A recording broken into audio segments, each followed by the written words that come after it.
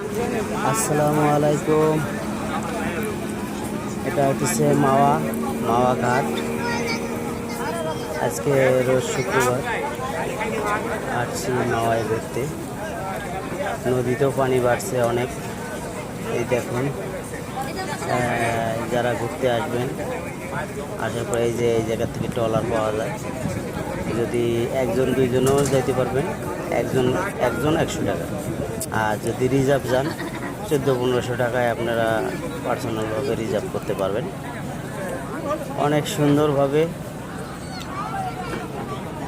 এই যে পদ্মা ব্রিজ থেকে মানে ঘুরায় নিয়ে আসবে নদীতে, ভালো লাগবে। অত ঢাকা শহর থেকে যানজটের মধ্যে থাকিয়ে একটু সময় পেলেই যদি ছুটি কাটা যায় তাহলে অনেক ভালো লাগে, মনটাও ফ্রেশ লাগে। দেখুন কত সুন্দর পরিবেশ, পানি প্রচুর পরিমাণ বাড়ছে।